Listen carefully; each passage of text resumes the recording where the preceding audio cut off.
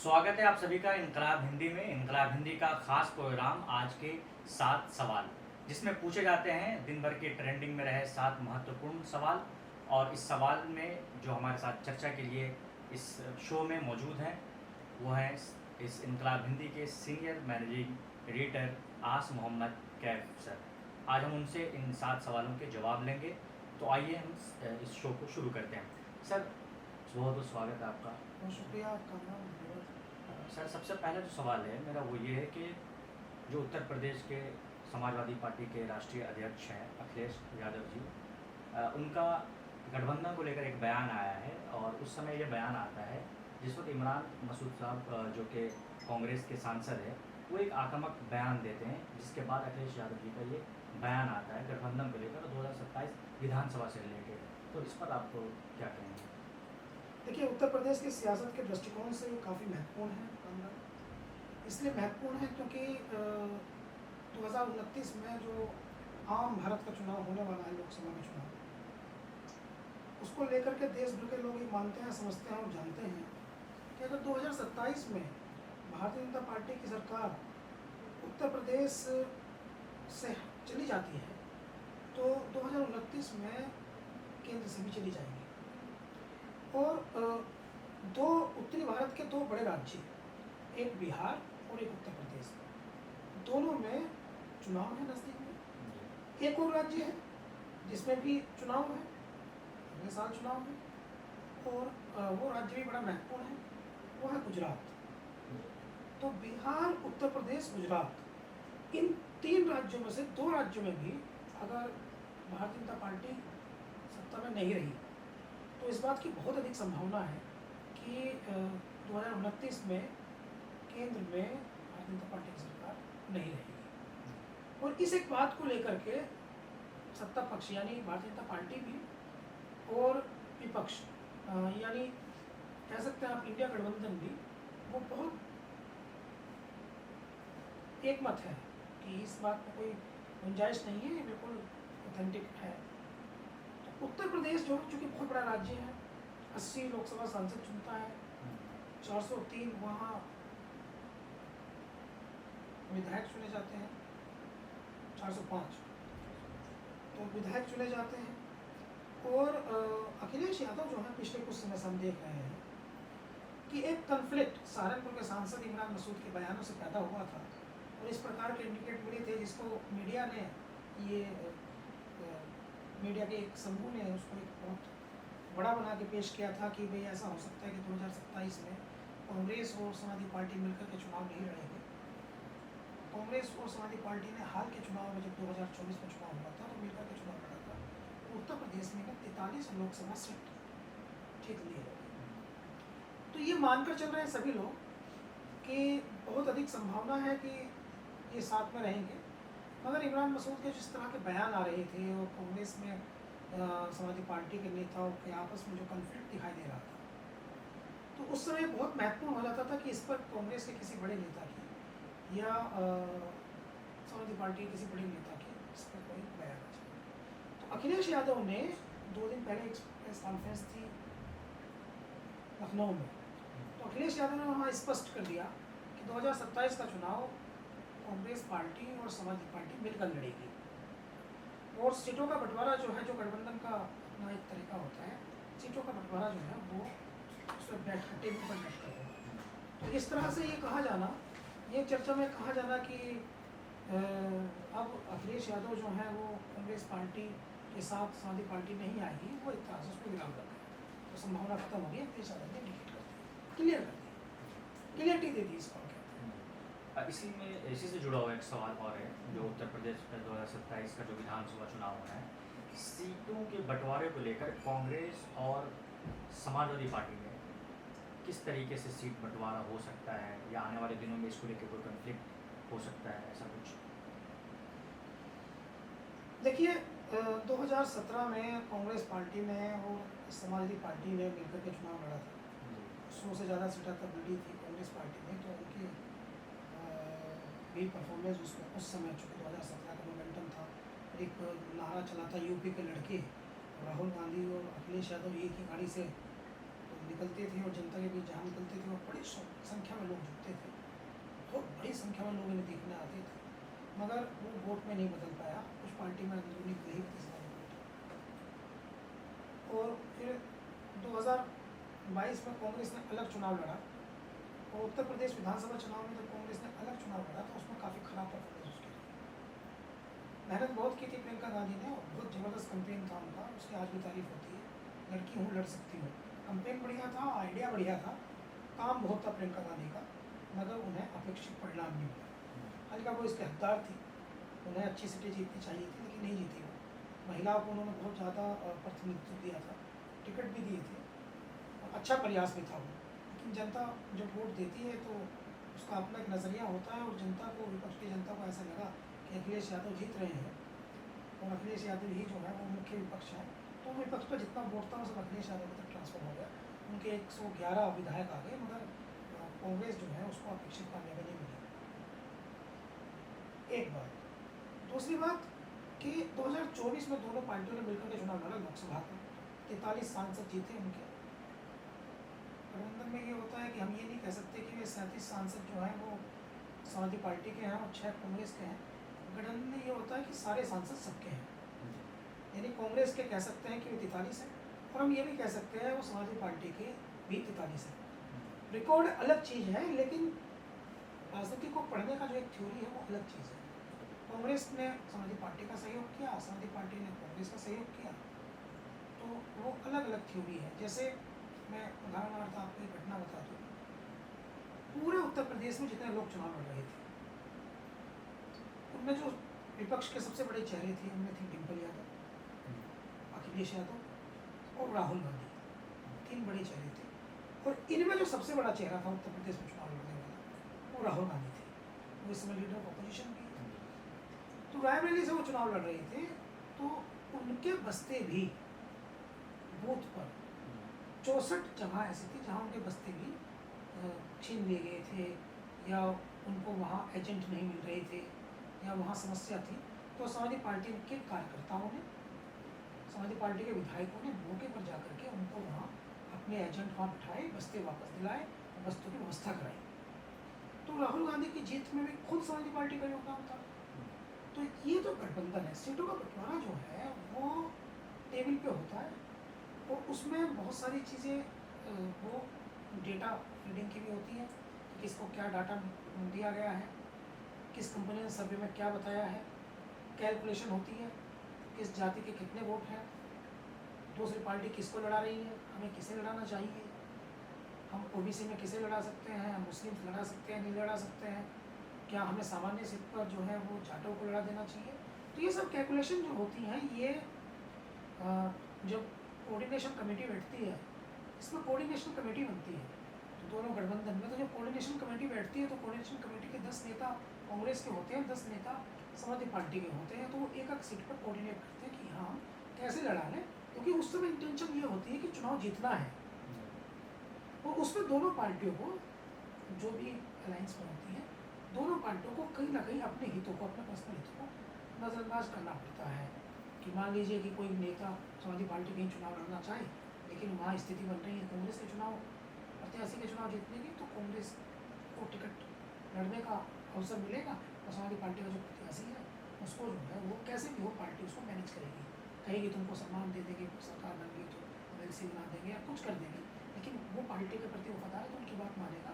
इसी तरह से समाजवादी पार्टी कहीं जीतने की स्थिति में हो और कांग्रेस का प्रत्याशी वहाँ टिकट मांग रहा हो और कांग्रेस वहाँ सीट मांग रही हो, लेकिन स्थिति जीतने की समाजवादी पार्टी की हो, तो वहाँ भी इसी तरह से उसको लगभग सरेंडर करना पड़ेगा और उनकी बात को तरजीह देनी पड़ेगी, समाजवादी पार्टी की बात माननी पड़ेगी। तो ये पूरा एक कैलकुलेशन है, जब दोस्ती चलती है तो एक दूसरे को समझ चलती है। यानी गठबंधन में जो भी पार्टियां रहेंगी वो अपने तौर पे पूरा एक्सरसाइज करेगी एक टेबल पे बैठ के और उसके बाद जाकर सीटों का बंटवारा होगा। सर इसी से जुड़ा हुआ एक आखिरी सवाल लूँगा उत्तर प्रदेश की राजनीति से, वो ये कि कांग्रेस के जो सांसद हैं इमरान मसूद साहब, उनका बयान आने के बाद अभी उनको काउंटर करने के लिए या उनके सपोर्ट में या उनके बचाव में जो एक बयान आया है वो अविनाश पांडे जी का बयान आया है, इस पर आप क्या प्रतिक्रिया?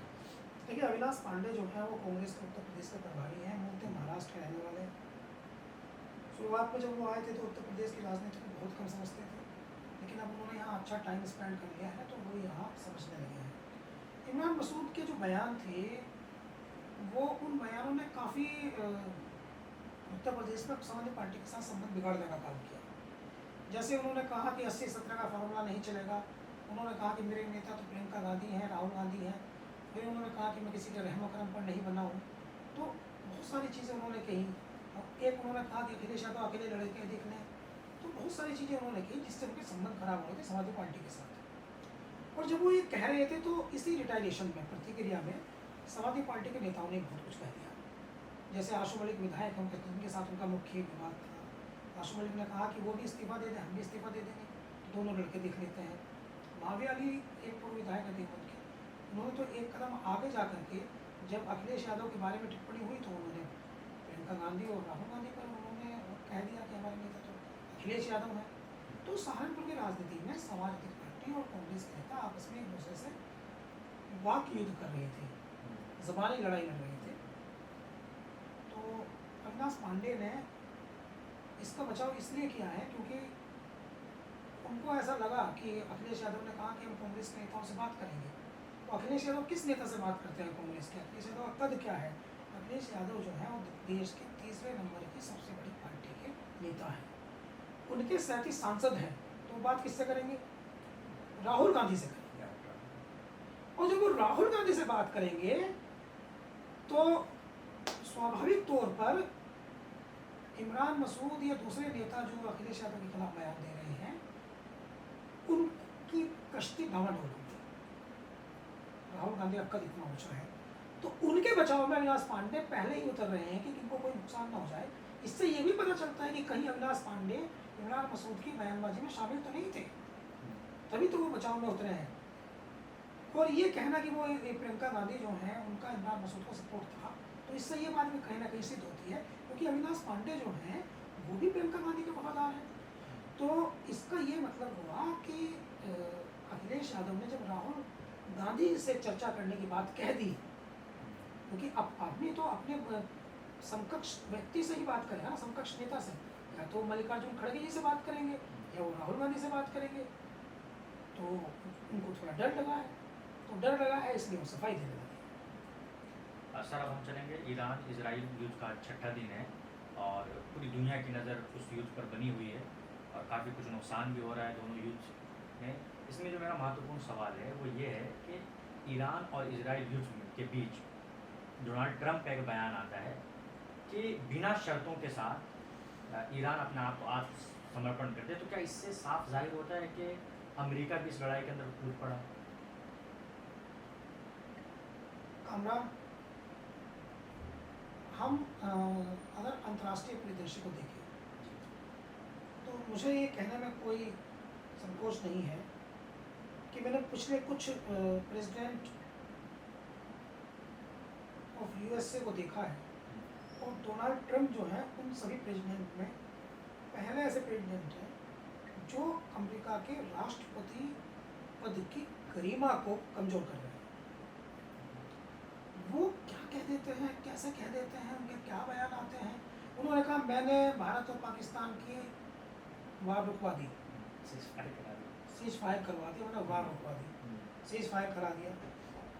अभी G7 में हमारे प्रधानमंत्री नरेंद्र मोदी जी गए थे तो उनको कह रहे हैं वहाँ मिले, वहाँ बात की नहीं, उनको कह रहे हैं आओ न्यूयॉर्क वाशिंगटन आ जाओ, वहाँ बैठ के बात करते हैं। कभी मैक्रोन, उनको जो फ्रांस के राष्ट्रपति हैं, उनको कह रहे हैं कि वो मैक्रोन गलत बोलते हैं, उनको कुछ नहीं पता।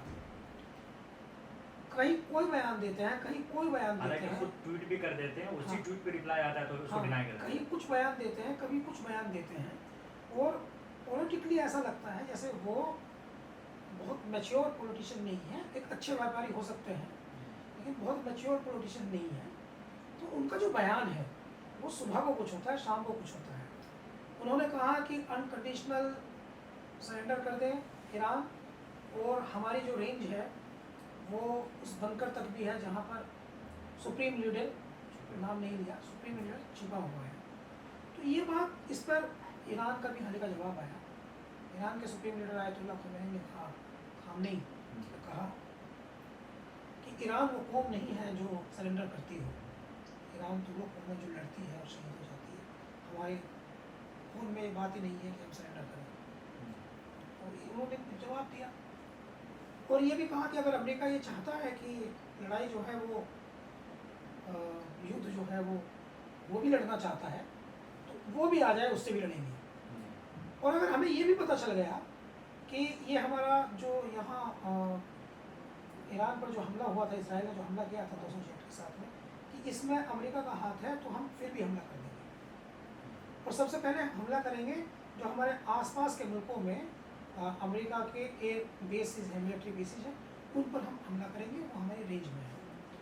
तो इस दृष्टिकोण से हम देखें तो मैं समझता हूँ कि ट्रंप का जो बयान होता है वो दुनिया के सबसे ताकतवर देश के राष्ट्रपति हैं, उनके बयान जिम्मेदारी से भरे होने चाहिए। कैसे बयान देते हैं? सर हम चलेंगे खेल की तरफ। भारतीय क्रिकेट जो युवा टीम है वो टेस्ट सीरीज़ के लिए इंग्लैंड का दौरा करने जा रही है, वहाँ मैच खेलने जा रही है।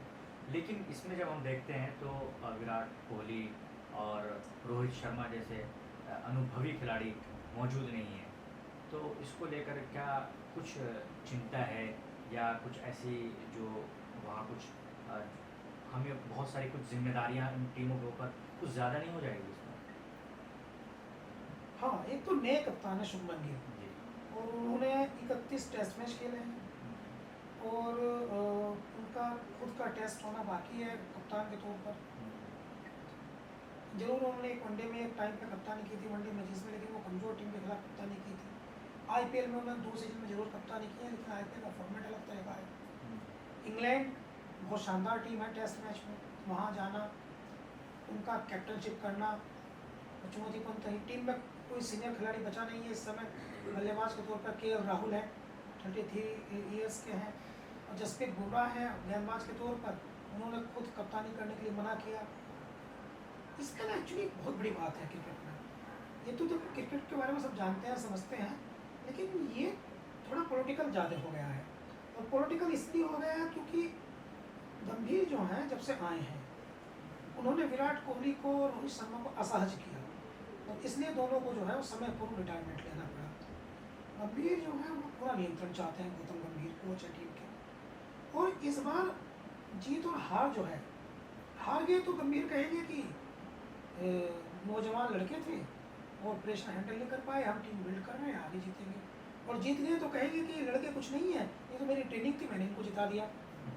तो गौतम गंभीर के आने से टीम जो है वो डिसबैलेंस हुई है, ऐसा मैं समझता हूँ। हालांकि मेरी शुभकामनाएं टीम के साथ है, अच्छा खेले, बड़ी परीक्षा उनकी है, और टीम का जो चुनाव है उसमें बहुत सारे सवाल हैं। तो सर क्या इसमें लगता है कि पॉलिटिकल इंटरफेयर हो रहा है या इसके अंदर कोई पॉलिटिक्स हो रहा है किसी तरीके का?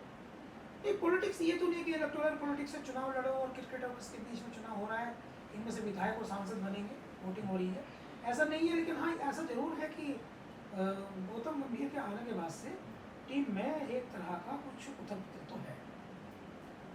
सर मेरा सवाल जो है वो ये, एयर इंडिया का भी जो प्लेन क्रैश हुआ था इसमें 242 के आसपास लोग मारे गए थे और काफ़ी दुखद घटना थी, लेकिन इसके बावजूद अभी एयर इंडिया की जो फ़्लाइटें हैं कई जगह से उनके बारे में जो खबरें आ रही हैं कि तकनीकी प्रॉब्लम है या इसकी वजह से फ़्लाइट रोका जा रहा है, तो लोगों के अंदर एक डर और खौफ का माहौल बन गया हुआ है। हाँ, देखिए कामरान, पहले तो ये है कि मैं थोड़ा सा आपको अपडेट कर दूँ, 242 तो यात्री थे, जी जी। और फिर एक हाँ जिस बिल्डिंग के ऊपर वो विमान गिरा, वो भी दुर्भाग्यपूर्ण। वहाँ भी हमारे MBBS के स्टूडेंट्स थे और काफ़ी संख्या में उनकी भी मौत हो गई। 305 लोग संभवतः वो संख्या है, बढ़ भी गई है कुछ लोग बाद में, कुछ लोग जो घायल थे उनमें से कुछ लोग की मौत हो गई, तो संख्या भी बढ़ गई है। और DNA मैच हो रहे हैं, यानी हालत इतने ख़राब थे कि पहचाना भी नहीं पाया। 103 लोगों का DNA मैच हो रहे हैं। DNA उसमें गुजरात के CM भी थे। और एयर इंडिया की फ़्लाइट में आप जानते भी हैं कि इस समय लोगों ने बैठना भी कम कर दिया है, बड़ा डर लोगों के अंदर आ गया है। और ये भी कहा जा रहा है इसके साथ साथ कि एक पुराने लोग कुछ कहते हैं कि एयर इंडिया की फ़्लाइट को भगवान चलाता है, इंसान नहीं चलाते। ये भी एक आम है कि ख़राब स्थिति है, और बहुत सारी एयर इंडिया की फ़्लाइट रद्द भी करनी पड़ी है, और बहुत सारी दूसरी फ़्लाइट्स जो हैं वो उनमें भी कुछ समस्याएँ आई हैं, एयरपोर्ट्स पर भी कुछ समस्याएँ आई हैं, तो मानक में भी बहुत समस्याएँ आई हैं। देखिए हमारा क्या है कि मैं आपको एक सामान्य बात बताता हूँ कि हमारा ये सिस्टम है कि हमारे यहाँ जब कोई दुर्घटना हो जाती है तो हमारा पूरा डिपार्टमेंट अलर्ट हो जाता है, फिर वो एक करके जांच करता है कि हमसे कहाँ कर गया हो।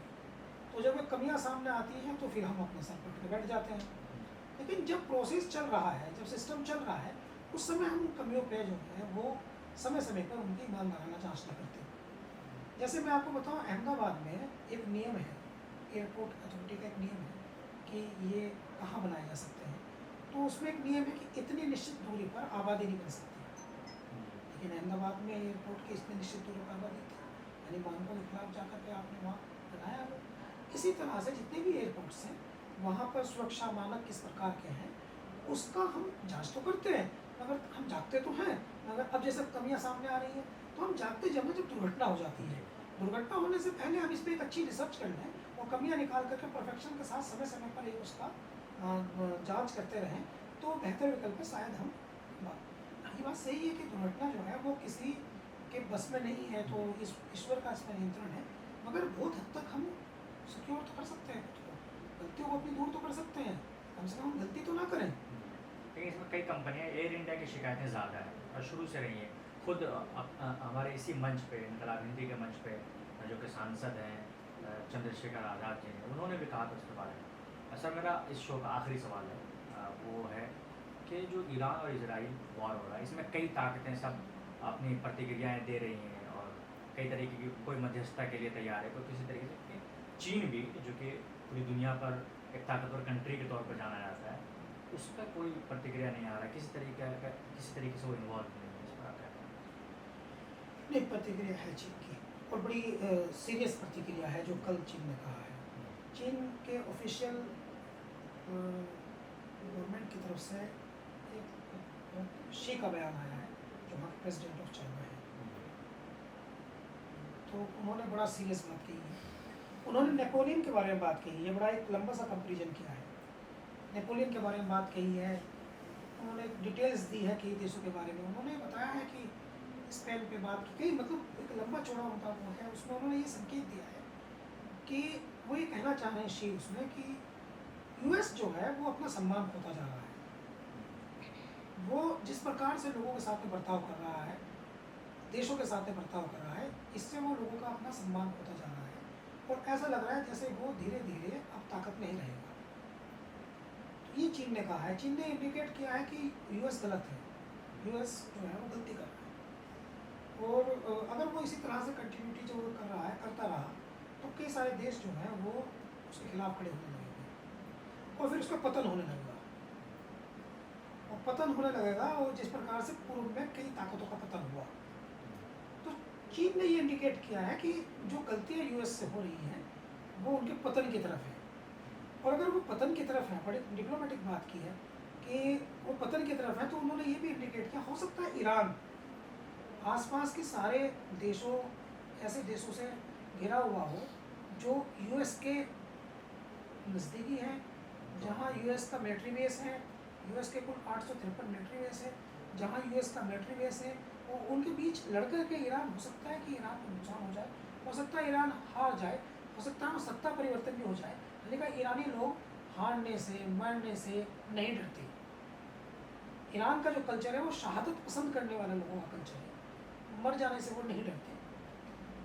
लेकिन फिर भी चाइना ने इंडिकेट किया है कि ये जो हार होगी, इजराइल से तो ईरान हारता हुआ नहीं दिख रहा है, मगर अगर अमेरिका यूएस इस लड़ाई में कूदता है तो वो कमज़ोर पड़ सकता है ईरान, क्योंकि आसपास से घिरा हुआ है, सारे उनके मिलिट्री बेस यूएस के हैं तो वहाँ से घिरा हुआ है, तो कमज़ोर पड़ सकता है, तो ऐसे समय पर वो हार सकता है टेक्निकली।